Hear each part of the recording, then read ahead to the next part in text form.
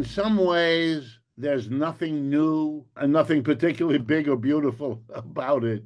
It is a continuation of what we have seen from the Republicans, from the Democrats.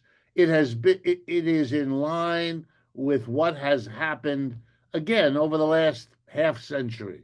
And here's what that means. It reduces the tax burden on corporations and the rich. So it reduces the amount of revenue coming into the government.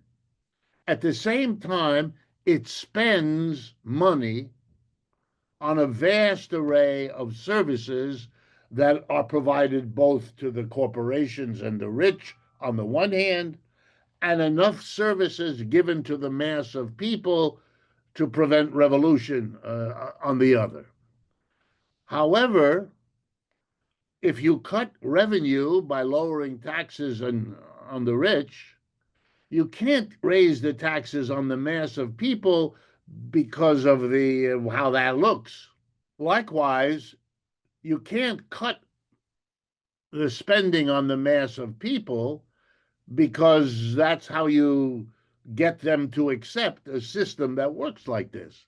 So what politicians in America have done, the president and the Congress, is they've solved the contradiction. And here's the contradiction. Corporations and the rich don't want to pay taxes.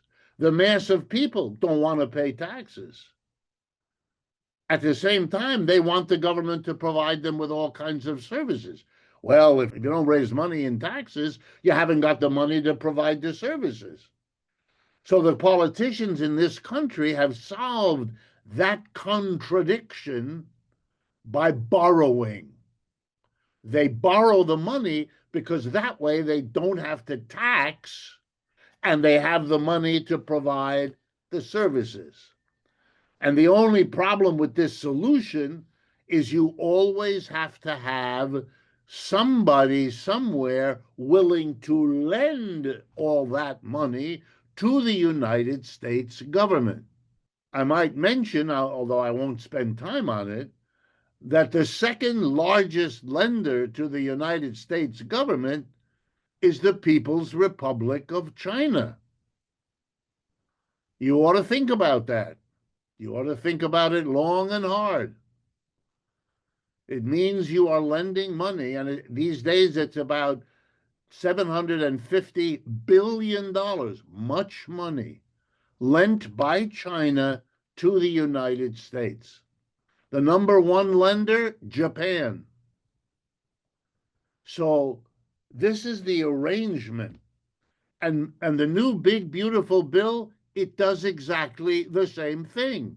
It lowers the taxes on corporations and the rich, but it continues spending on massive government programs.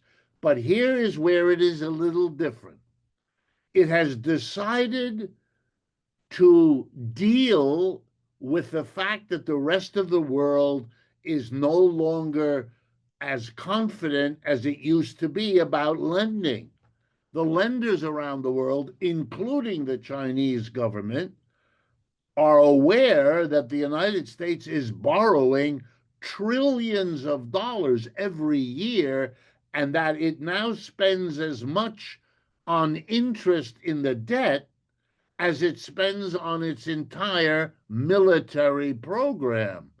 This is very dangerous, because at some point the American people are going to be told, we, the government, don't have enough to keep your school going, to keep your roads in order, to build a rapid train system, to fund the health care, because we have to spend so much money paying interest to the rich corporations and foreign countries that have lent us money. And the American people are going to say, no, no, no, you take care of us first.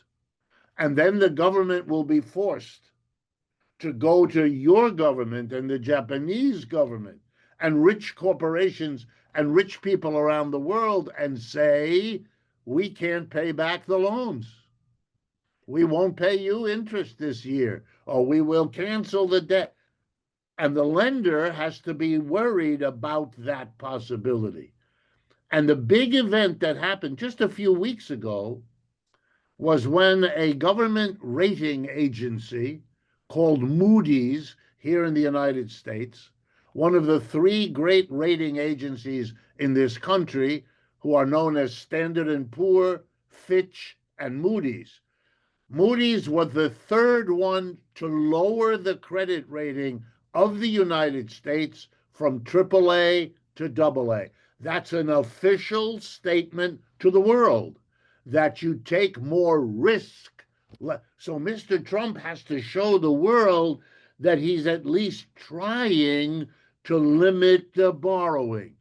So the big, beautiful bill follows up on what Elon Musk did in firing large numbers of workers by cutting spending on medical insurance for the poor, on food stamps, which supplement the diets of Americans who don't have enough money to buy enough food. So he's cutting those programs, which is provoking all kinds of suffering and protests against him, which will get worse by the people who are cut back. But in past regimes, they have done this before, not as aggressively, not under the same pressure that now exists. So it's a different degree, but it's not a different program in any basic way. It continues giving tax cuts to the corporations and the rich and holding back a little bit on spending on the masses. One result of this, and this is maybe the most important point, is that the inequality in the United States will continue to get worse. It has been deteriorating for the last half a century.